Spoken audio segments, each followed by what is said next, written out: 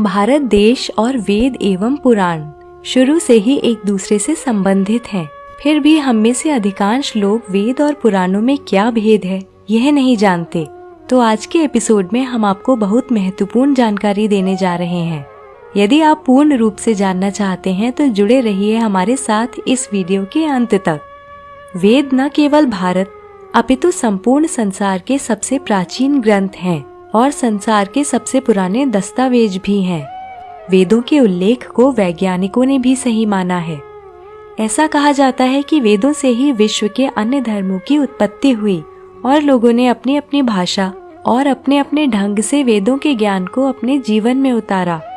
वेद शब्द की उत्पत्ति संस्कृत के विद शब्द से हुई है, जिसका अर्थ है ज्ञान। इसलिए वेदों को ज्ञान के ग्रंथ कहा जाता है।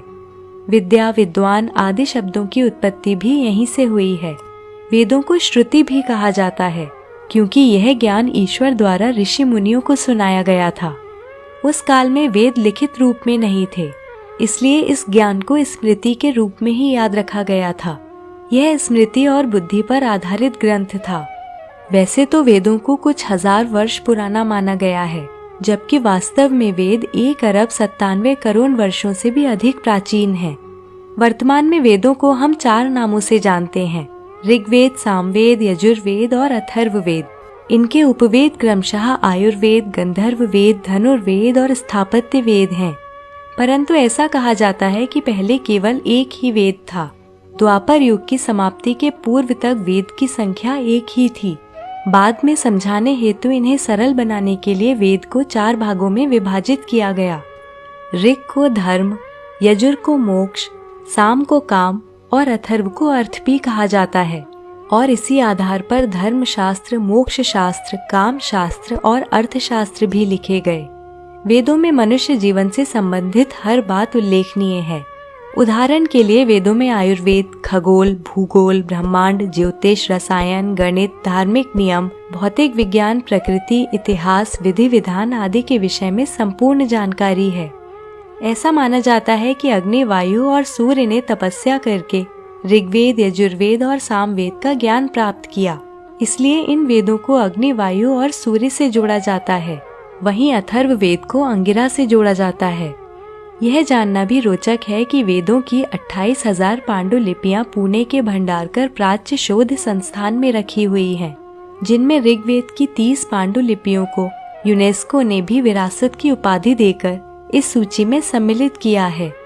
अब संक्षिप्त में बात करते हैं चारों वेदों की। ऋग्वेद सबसे पहला और सबसे प्राचीन वेद है, जिसमें 10 अध्याय, 1028 सूक्त और 11,000 मंत्र हैं। इसमें देवताओं का आवाहन कैसे किया जाए वो सभी मंत्र हैं। साथ ही चिकित्सा, भौगोलिक स्थिति, देवताओं की प्रार्थना और देवलोक में देवताओं की स्थिति के अतिरिक्त अनेक बातों का वर्णन मिलता है। यजुर्वेद की 2 शाखाएं हैं, जिनके नाम शुक्ल और कृष्ण हैं। इस वेद में यज्ञ की वास्तविक प्रक्रिया के मंत्र उल्लेखनीय हैं। सामवेद में ऋग्वेद की ऋचाएं गीत रूप में हैं। इसमें लगभग सभी मंत्र ऋग्वेद से ही हैं। सामवेद में अग्नि, सविता और देवताओं के विषय में उल्लेख मिलता है। अथर्ववेद में प्राकृतिक औषधि अर्थात जड़ी बूटी, आयुर्वेद, रहस्यमयी विद्याओं आदि का उल्लेख है। अब जानेंगे पुराण क्या है। पुराणों की संख्या कुल मिलाकर 18 है। ऐसी भी मान्यता है कि वेदों को लिखित रूप में लाने के बाद भी सभी श्लोकों में लगभग 100 करोड़ श्लोक बच गए थे। इन श्लोकों का संकलन वेद व्यास द्वारा किया गया, जिनमें से मुख्य 18 संकलों को पुराण कहा गया। इसके बाद लगभग 18 उपपुराण लिखे गए और इनके अतिरिक्त बचे हुए श्लोकों को लेकर 28 उपपुराण और भी लिखे गए। मुख्य 18 पुराणों में 6 पुराण ब्रह्मा, 6 विष्णु और 6 महेश को समर्पित हैं। भगवान विष्णु को समर्पित 6 पुराणों के नाम विष्णु पुराण, नारद पुराण, वामन पुराण, मत्स्य पुराण, गरुण पुराण और श्रीमद् भागवत पुराण हैं। वैष्णव संप्रदाय के लोग इन्हीं पुराणों के उल्लेखों का अनुसरण करते हैं। ब्रह्मा को समर्पित पुराण ब्रह्म पुराण, भविष्य पुराण, अग्नि पुराण, ब्रह्म वैवर्त पुराण, ब्रह्मांड पुराण और पद्म पुराण हैं। महेश अर्थात शिव जी को समर्पित पुराण शिव पुराण, लिंग पुराण, कूर्म पुराण, मार्कंडेय पुराण, स्कंद पुराण और वाराह पुराण है। आइए अब जानते हैं कि वेदों और पुराणों में क्या अंतर है। जैसा कि हमने बताया कि वेदों में मानव जीवन से संबंधित हर बात का वर्णन है। वेदों में श्लोकों के माध्यम से नियम बताए गए हैं कि जीवन में हर कार्य व्यवस्थित ढंग से कैसे किया जाए। परंतु कलयुग में मनुष्य के लिए वेदों को समझना बहुत कठिन है। प्रत्येक तथ्य के पीछे क्या धारणा और मंतव्य है, ये हमारे लिए समझना बहुत मुश्किल है। पुराणों में वेदों के नियमों को कहानियों के माध्यम से समझाने का प्रयास किया गया है। कहानी और इतिहास के माध्यम से हम बेहतर ढंग से समझ सकते हैं कि हमें जीवन में किस प्रकार, किस दिशा की ओर अग्रसर होना है। तो दोस्तों, आशा करती हूँ आपको यह जानकारी पसंद आई।